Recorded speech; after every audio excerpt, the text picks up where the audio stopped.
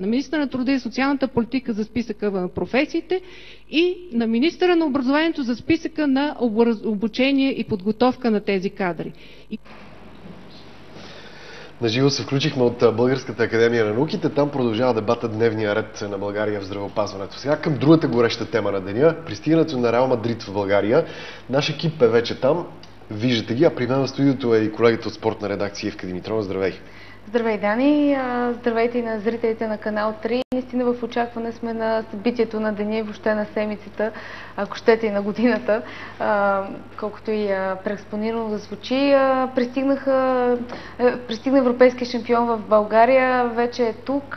Преди, ако трябва да го говорим, може би 30 минути, не повече, кацнаха играчите на Карло Анчелоти. Отбора пристигна при засилени мерки за сигурност. Ето го червения автобус. Малко по-рано преди той да пристигне пред столичния хотел, феновете на Реал Мадрид бяха и на Аерогара София, където чакаха да завърнат своите любимци, но за съжаление само през оградата успяха да ги наблюдават, така че тези от феновете на Реал Мадрид, които са пред хотела, ще могат да ги видят малко по-близо. Да, това са феновете. Виждаме отбора, сега ще слезе ще слязат героите, които през изминалата футболна кампания спечелиха Шампионската лига. Сега нашият шампион Лудогорец ще мери сили на 1 октомври срещу Белия балет, така че нека да останем с емоцията и с това пристигане на Реал Мадрид. Между другото има няколко важни неща около гостуването тук в България. Обявиха ги, ако не се лъжа, вчера. В 18:30 Карло Анчелоти ще даде пресконференция заедно с един от футболистите от тима в зала Родина на Националния стадион. Ние ще излъчваме на живо и ще бъдем единствената телевизия, която ще направи феновете съпричастни с това. Кристиано ти си, тук си ти. Да, Кристиано Роналдо безспорно е най-голямата звезда. Помаха на българските фенове, не остана безмълвен. Виждаме всички футболисти. Да се върна на това, което казахте за пресконференцията. Ще бъде излъчена пряко в ефира на канал 3, както и кадри от тренировката на Реал Мадрид, така че след 18:30 нашите зрители могат да очакват пряко в ефира ни отново, освен пристигането на Белия балет и разбира се пресконференцията на Карло Анчелоти и тренировката на отбора. Голямото затруднение на феновете в случая е дали да защитят българската чест, подкрепяйки Лудогорец, или да застанат за такъв голям отбор като Реал Мадрид. И все си мисля, че наистина е много трудно да се вземе такова решение. Кого да подкрепяш в този матч? Разбира се, всеки решава кой да подкрепи. Има хора, които от деца са фенове на Реал Мадрид. Да. Логично е, че едва ли предаваш българската кауза, ако си пристрастен и подкрепяш Реал Мадрид. Всеки има право на избор. Разбира се, аз съм сигурна, че всеки един, който макар и да е фен на Ливърпул, Реал Мадрид или на Базел, в сърцето си тъй българското и едва ли предава родината си, ако подкрепя любимия си отбор, но съм сигурна, че всеки един ще се зарадва, ако Лудогорец направи, както се казва, чудото и вземе точка от Реал Мадрид или пък сензацията, ако успее да победи на националния стадион, но предвид и футболистите, които видяхме да слизат от автобуса, ще бъде една доста тежка задача. Аз призовавам всеки да подкрепя който иска и да стане един футболен празник. Това, което всички чакат толкова дълги години, откакто не сме имали отбор в Шампионската лига. Всъщност видяхме ги за малко, но гарантирахме, че са тук в България са и феновете най-вероятно са ужасно щастливи от това, което им показахме на живо. Така е, най-вече Кристиано Роналдо помаха в ефир на своите фенове в България. Хамес Родригес също. Да, Хамес Родригес също, така че те всички са звезди, там няма най-голяма в Реал Мадрид. Така че очаквайте ни отново в 18:30, когато ще бъдем пряко от националния стадион и отново ще видите Реал Мадрид. Между другото, от спортна редакция там са Ваня Николова и Кирил Памоклийски, ако не се лъжа. Така, да. Опитваме се сега да се свържем с тях, за да ни разкажат, не ги пускат в хотела, което най-вероятно е очаквано. Нашия оператор Таси ще покаже всъщност и феновете, които чакат тук, най-вероятно се опитва да стигне и до нашите репортери там, някъде в суматохата. Те са там, ще се опитат да говорят и с фенове и да ги питат какво е усещането да видят такъв голям международен грант. Като споменахме Готина, симпатична е. Това се казва истински футболен фен. Дори си с новите екипи на Реал Мадрид в розово, така че... Понеже споменахме Лудогорец, за да не пропуснем и тяхната пресконференция, в 18 е тя, ще вземат участие треньора Георги Дерменджиев и Козмин Моци, големия Моци. Герой. Да. Тренировката пък е с начален час 19:45 на Георги Аспарухов. Открито за журналисти занимание, което е хубаво за нас. Разбира се, ще покажем и български шампион как тренира и как се подготвя, така че освен на Реал Мадрид ще ви покажем Лудогорец. Ето го и Киро Помприски, който се промъква, така да го кажем вече. Какво е чувството да видиш твоите любимци на живо?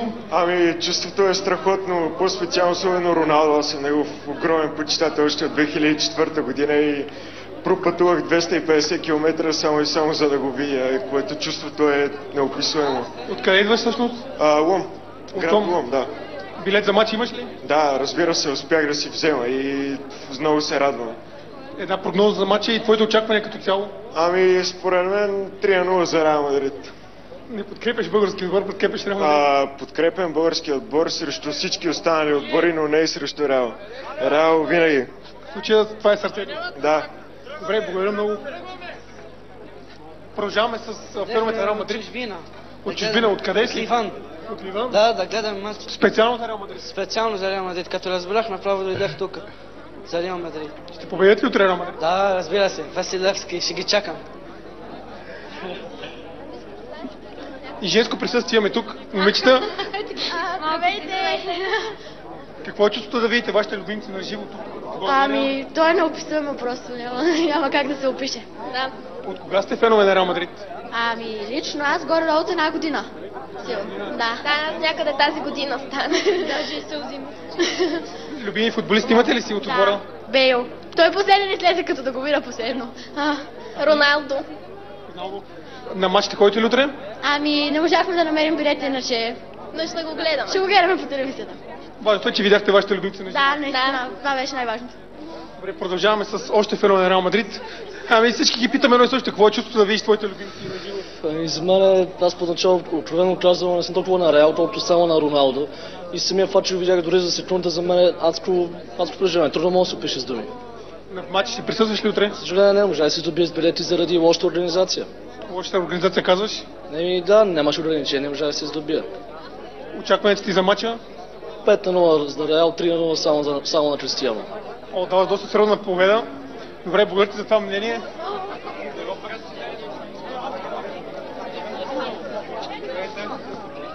Продължаваме с отзивите тук от хотела. Какво е чувството да видиш твоите любимци на живо? Чувството е страхотно, не очаквах да успея да ги видя. Много се радвам. Веднъж в живота се случва такова нещо. От кога си фен на Реал Мадрид? От 10 години. До сега имал ли си тази възможност да ги гледаш на живо, да ги видиш? Не, за жалост не съм имал тази възможност и много се радвам, че в момента успях да видя любимците си на живо. Билет за матч имаш ли? Да, взех си. Ще подкрепяш Реал Мадрид? Не Лудогорец. Ще подкрепям Мадрид, да. Една прогноза за матча? 3-1. 3-1 с 2 гола на Роналдо, 1 на Хамес и 1 на Моци, на любимеца на България. Добре, благодаря ти за това мнение. Чакай, Кире. Аз ти около мене, които бяха, почнах да ги разпитам.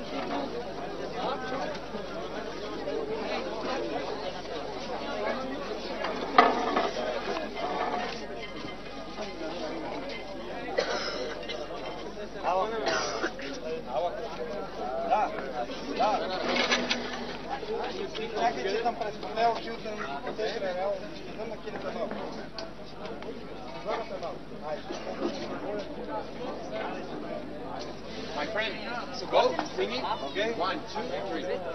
Uno, dos, tres. ¡Real Madrid! ¡Are всички! ¿Cómo no te vaya a querer? ¿Cómo no te vaya a querer? Si fuiste campeón de Europa por décima vez. ¿Cómo no te voy a querer? ¿Cómo no te voy a querer? Si fuiste campeón de Europa por décima vez.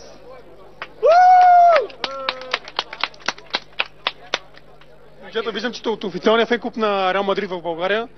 Какво е чувството да видите вашите любимци на живо и то в България? Определено това е сбъдната мечта за много хора, не само за членовете на фен клуба ни.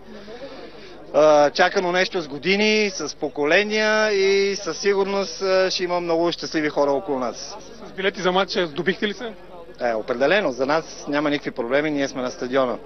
Друг път има ли сте възможност да гледате любимия си отбор на живо? Да, аз лично съм ходил 2 пъти в Мадрид и съм ходил в Белград да гледам Реал Мадрид, така че всеки път, всеки един мач за мен емоцията е една и съща и се вълнувам страшно много. Но народна земя е друго, предполагам. Определено, да. Една прогноза за матча? Един голям празник с победа за Реал Мадрид. Ти до сега има ли си възможност да наблюдаваш? Не, за първ път ще ги гледам на живо. Ходя съм на Бернабео, обаче няма възможност да ги видя. Утре, предполагам, отиваш на матч? Да, утре няма как да пропусна. Каква е емоцията да ги видиш на живо? Невероятно е, тогава, като разбрах, че ще идват, се просълзих. Една прогноза за матча? Аз не обичам да давам прогнози, обаче се надявам да си прекараме добре. Добре, благодаря ти много за това мнение.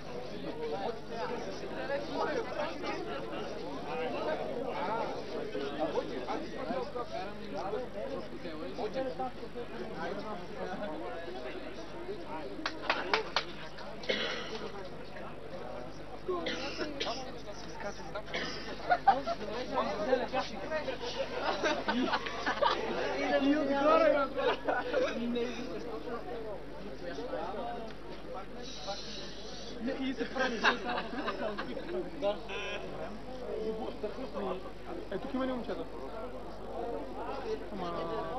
Не говори.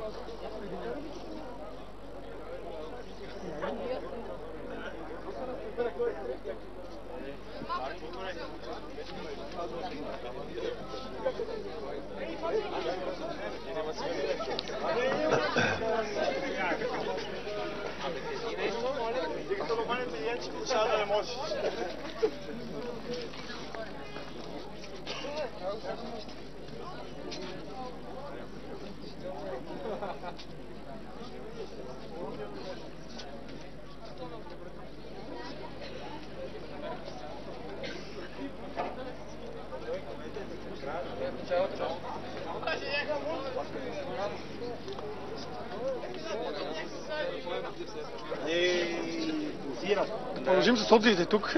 Момчета, вече говорихме с част от другите, които са от фен клуба. Чувството да видиш Реал Мадрид на живо в България? Невероятно е, просто няма с какво да го сравня. Сега гледали сте ги? Гледали сме ги, но просто друго е да е в нашата страна и да не дойдат на крака. Просто съвсем различно е. Предполагам, че ще присъстват утре на матча? Разбира се, всички сме в сектора на гостите и ще подкрепяме любимия си отбор. Една прогноза за матча? 1-5. Като фенове, колко горе-долу се очаква да подкрепят Реал Мадрид утре? Имаш ли представа? Българите ще сме 300, иначе сектора ще е пълен за гости. Ще има 180 човека, които идват специално за този матч, които имат своите билети, получили са ги от клуба, така че се очаква в 44-ти блок да има страшно голямо количество фенове на Реал Мадрид.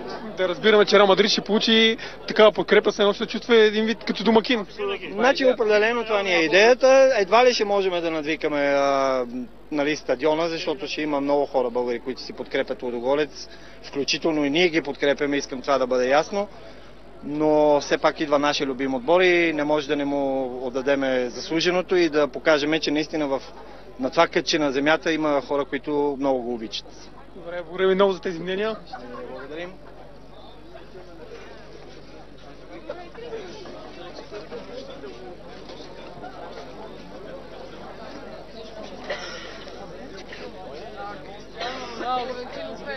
Чухме множество мнения тук пред хотела на Реал Мадрид, в който отседна европейския клубен шампион. Видяхте колко много фенове има отбора на Реал Мадрид.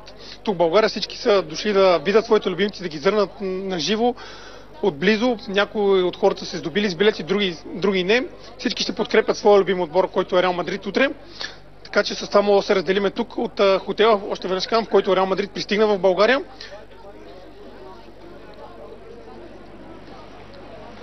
Кирил, благодарим ти. Нашия репортер Кирил Памуклински.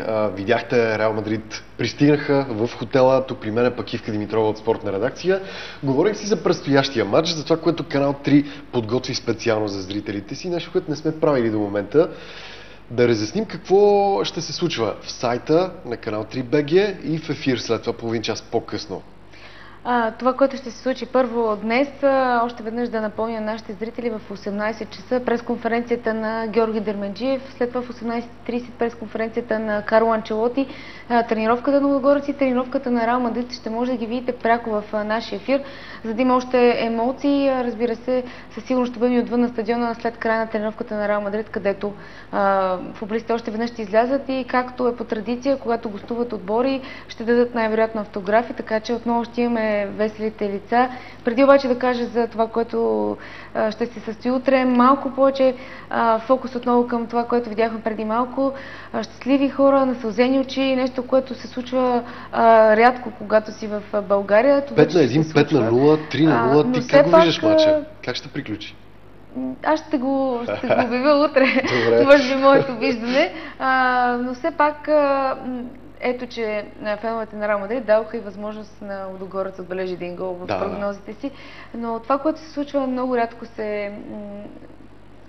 вече се случва в България.